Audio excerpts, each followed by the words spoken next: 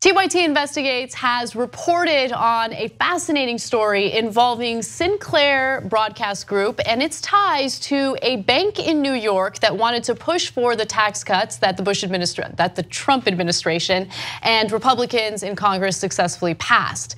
Now, let me tell you a little bit about this bank and how they worked with Sinclair. In 2017, Bank of New York Mellon spent $320,000 on lobbying that included pursuit of the tax cuts ultimately passed in December.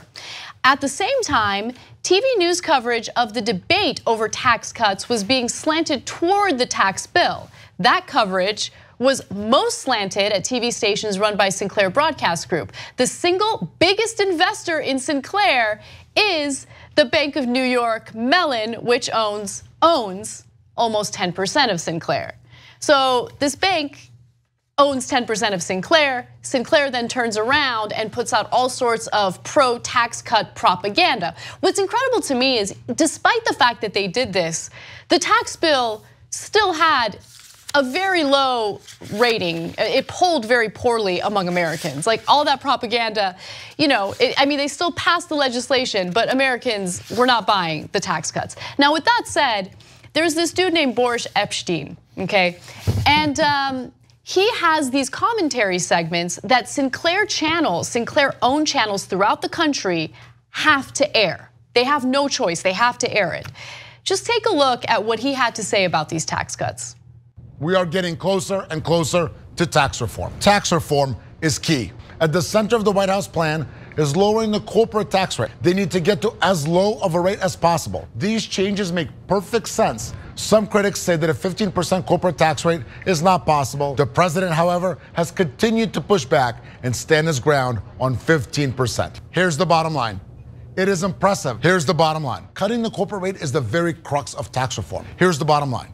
There is some middle ground to be had on all points of tax reform, except for a drastic, permanent cut of the corporate tax rate.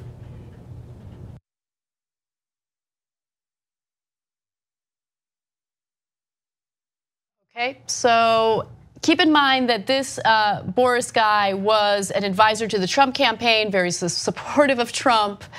Jump in. All right, so Epshteyn was the guy who famously said during the campaign when they launched Trump TV, when they thought they were going to lose, and they had launched it, he's the one who shouted, "Sarabies!" Okay. Here's the bottom line. Here's the bottom line. Sarabies! Okay, so, but as you watch him, you're like, that's the personable on-air personality you found to deliver the message? I mean, he's like a Trump goon. He's like, let me tell you something about this, okay? It's not like they're like, okay, we did a search for the best TV personality and we found Epshteyn over here, okay? And he comes in, let me tell you something about the bottom line. Anyway, let's get to the essence of it. So they're doing propaganda with Epshteyn and why and to what degree. So Media Matters did this study and they found that non-Sinclair stations mentioned the tax bill's negative impact on the deficit or debt in 32.5% of reports airing from November 17th through November 26th last year. Which is still miserable, by the way. So 2/3 of local TV never mentioned anything wrong with the tax bill. Unbelievable, that's already disastrous. But now let's go to the second half of that. Sinclair stations addressed that issue in just 18.2% of their segments on the tax bill. So they were almost half as much mentions, meaning it was even worse than the rest of local television. Only 18% of the times did they mention any downsides of the tax bill.